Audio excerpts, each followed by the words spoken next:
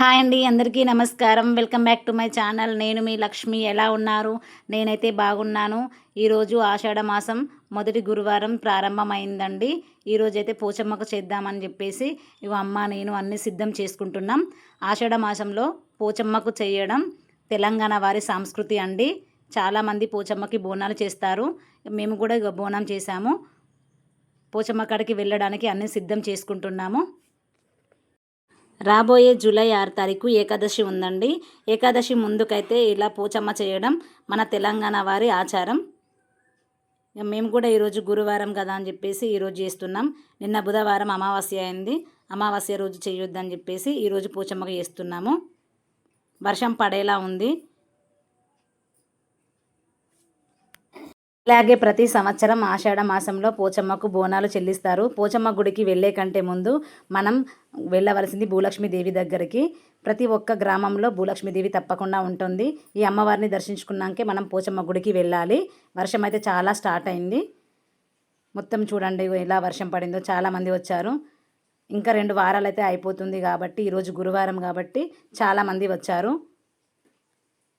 ఇక్కడ మనకు కనిపిస్తున్న అమ్మవారు పెద్ద పోచమ్మ తల్లి. చాలా పవర్ఫుల్ అమ్మవారండి. శ్రీమాత్రే నమః. మనం అందరం అయితే ముందుగా ఏ దేవుడికి పూజ చేయాలన్నా, ఏ నోములు నోమాలన్నా, ఏ దేవాలయాలకు వెళ్ళాలన్నా ముందుగా మొక్కుకునేది పోచమ్మ తల్లినే. ఊరు పోచమ్మను మొక్కుకున్నాకనే మనం ఏ పనైనా చేసుకుంటాము. ఇక మా ఊరు పెద్ద పోచమ్మ తల్లి గుడి ఇలా ఉంటుంది. చాలామంది అయితే వచ్చారు ఈరోజు. ప్రతి ఒక్క పోచమ్మ గుడి ముందు మనకు ఉండేది పోతలింగన్న స్వామి. పోతలింగన్న స్వామికి కోళ్ళని కోస్తారు. అమ్మవారికి కొబ్బరికాయలు కొడతారు, చీరలు సమర్పిస్తారు. ఇప్పుడు మనం వచ్చింది మదన పోచమ్మ టెంపుల్ దగ్గరికి. కనిపించేది నల్ల పోచమ్మ టెంపుల్. నాగేంద్ర స్వామి కూడా ఉంటారు. ఇది మా గ్రామంలో పొలాల దగ్గర ఉంటుంది ఈ టెంపుల్. వర్షం పడింది, చాలామంది అయితే అయ్యారు.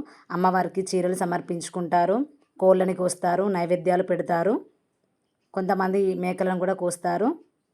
ఈ ఆషాఢ మాసంలో ఎక్కువ అమ్మవారికి పూజలు జరుగుతాయి. రోజైతే అమ్మవారి దగ్గర ఒక పండగ వాతావరణం ఏర్పడింది. ఇంకొక వారం రోజులు అయితే ఏకాదశి వస్తుంది. ఈలోపే పోచమ్మకు చేయాలని అనుకోకుండా అందరూ ఒకే దగ్గర కలుసుకోవడం, ఇలా వర్షం పడడం చాలా సంతోషంగా అనిపిస్తుంది.